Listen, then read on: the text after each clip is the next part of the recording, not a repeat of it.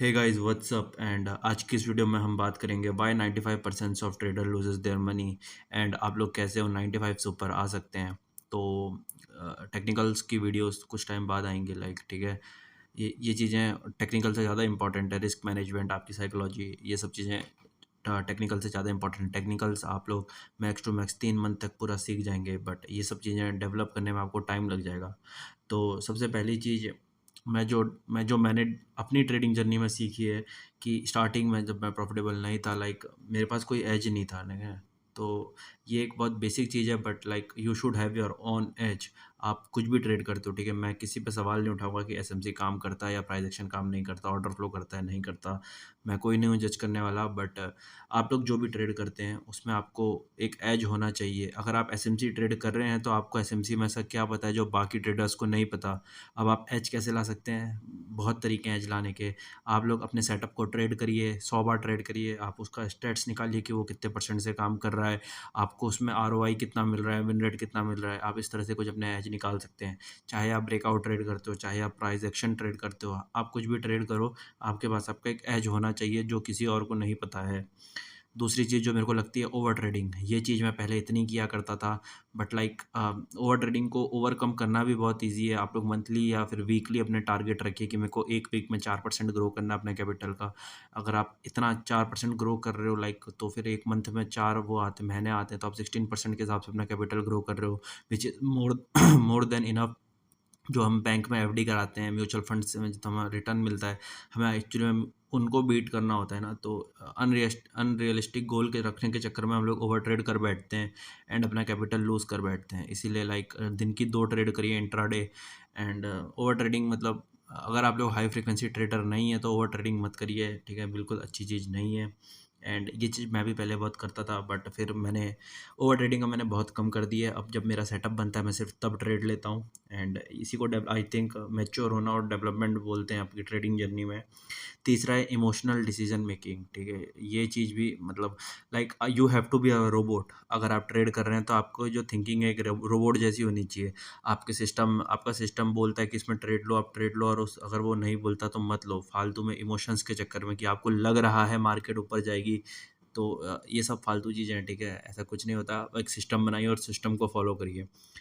फिर अगली जो है वो है, देखो अब इसको ना मतलब पहले लोग क्या बोलते हैं, ट्रेंड के अगेंस्ट में जाके ट्रेड करते थे, बट लाइक अब ये भी इंडिविजुअल टू प्रेफर करता है कि आप रिवर्सल ट्रेड करते हैं या नहीं। तो इसको मैं कुछ वो नहीं बोलूँगा कि मतलब इसके चक्कर में आप पैसा लूज़ कर रहे हो। बट हाँ, अगर आप लोग ट्रेंड के साथ ट्रेड करने वाले बंदे हो तो फिर आपको मतलब अगर आप अगेंस्ट ट्रेड करोगे तो आपको लॉस होगा, बिल्कुल होगा। इसलिए अपना अपना एज जानिए कि आप ट्रेड के साथ ट्रेड करने वाले हो या अगेंस्ट में ट्रेड करने वाले हो। और उसके बाद ये मेरी अगली जो मिस्टेक है वो मेरी खुद की पर्सनल थी। मैं जो है लॉस को बहुत ज़्यादा होल्ड किया करता था, ठीक है। मैं क्रिप्टो ट्रेड करता था, तो उसमें मतलब यू कैन होल्ड, आपको बस ना मेन लिक्विडेट होने से बचना होता था। तो उसके चक्कर में एट द एंड में थक हार के फिर अपनी पोजीशन बहुत ज़्यादा लॉस में क्लोज करता था, क्योंकि उस टाइम में मेरे को मतलब इतना मैच्योर नहीं था।